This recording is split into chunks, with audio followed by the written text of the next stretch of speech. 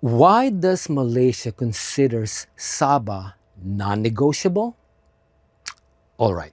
Imagine the Sabah dispute as a never-ending game of tug-of-war between Malaysia and the Philippines. You know that contest where two sides pull with all their might?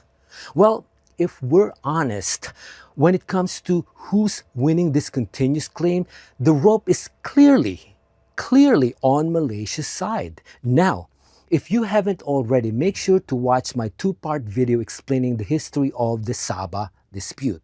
Now, in my previous video, we've talked about why the Philippines just can't let go of their claim on Sabah. But now, it's time to flip the coin and dive into the other side.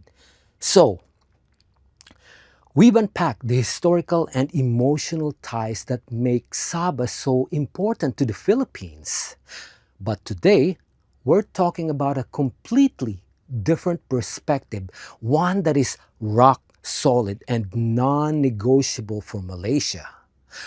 Why they consider Sabah as an integral and undeniable part of their nation. Get ready because Malaysia's stance isn't just about all documents. It's about self-determination, modern nationhood, and a clear vision for their future.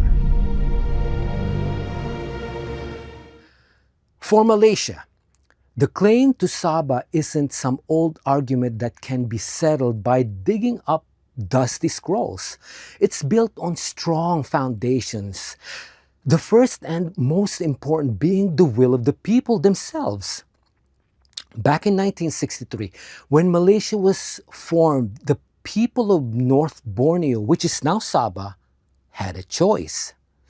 They participated in a UN-backed process, and the overwhelming majority voted to join the Federation of Malaysia.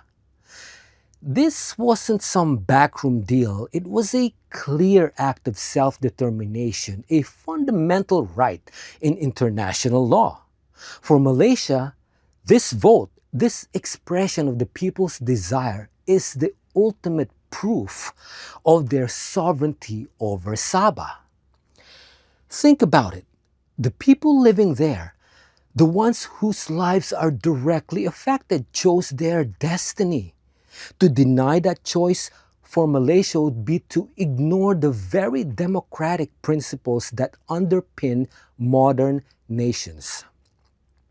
Okay, so let's talk about the legal handover from the British. When the British North Borneo Company eventually handed over control of North Borneo, it was to the British Crown. Then, in 1963, the British, as the colonial power, legally transferred sovereignty over North Borneo directly to the Federation of Malaysia. Malaysia sees itself as the rightful successor, inheriting full and undisputed control.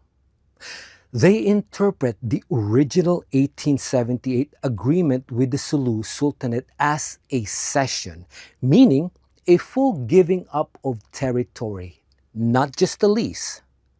And since the British acted on this understanding, Malaysia stands firm on that legal continuity.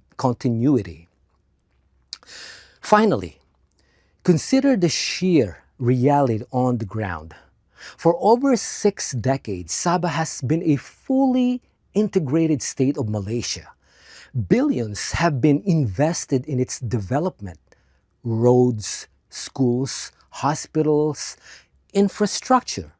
Sabah has its own state government, participates in national elections, and its people identify as Malaysians. They have built their lives, their communities, and their economy as part of Malaysia.